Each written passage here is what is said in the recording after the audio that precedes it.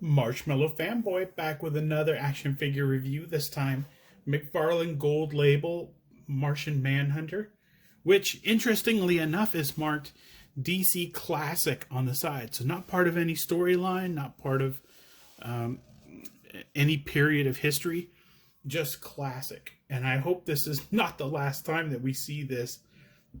There's a Shazam right now, Gold Label Shazam at, is it Walmart? Yes, Walmart. That just looks classic, and I'm thinking, God, man, maybe that's another classic. But we'll see.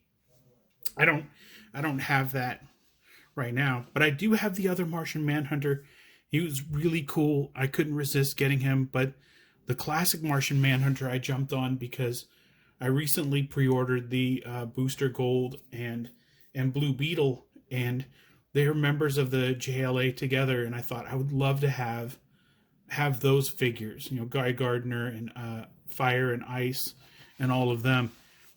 So this is what the box looks like. Of course, DC Classic, really nice portrait on the back. No characters below that shows it's part of any wave, which makes sense. It's a McFarlane Gold Label. It's not part of a series. It's not a Build-A-Figure wave or anything else. Martian Manhunter, nice.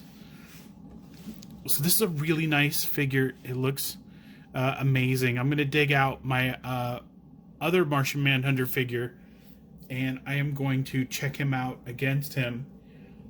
And I'm going to get this open. I'm going to get that done. I will be right back. Okay, now that he's out of the package, I've paired him with the DC Rebirth version of Martian Manhunter. The Rebirth version looked really cool. I'm not super familiar with it. I'm not I don't follow Martian Manhunter around in his comics or anything, and I don't follow his costume changes at all, but it just seemed very sort of ceremonial in what he might have worn on Mars, and very cool and different from his original. I like the purple cape versus the blue. I like that the circles are still the constant, even though the collar is obviously gone from the cape, which is still very cool. He has this looks like Triclops as the priest from Masters of the Universe Revelation, and that makes me laugh a little bit. But there is, I don't know, I was comparing for kind of reuse, and it's probably the arms, chest, torso. The heads, I don't know if you can see the heads well. Let me move these a little bit closer to the camera. The heads seem to be, if I had to pick one, I think this one's more angular and narrow, and this one's a little bit wider and more the brow is, let me make these face me a little bit more. God, they're the same. They're the same. That was just an illusion. I guess one was looking, the DC Rebirth one was looking down a little bit. So let's start with the card. I hate the card. It's just because it's close up. There's no cool pose or anything. It would have been cool to get the entire figure in there, but when they're close like that, I can absolutely tell that that's an action figure, and I don't like that card. So as usual with all McFarlane figures, you get the stand. So let's go over him. Let's see. He's got a butterfly joint. That's very cool. You can see that to a large degree there. So his arms bend back, I don't know, not real far. But yeah, not far at all, but still a good range if you're drawing back for a punch or something like that. Let me see if he's got a bicep swivel. Let me hold that still. Yes, bicep swivel, double elbows, and he's got the the ball joint on his wrist.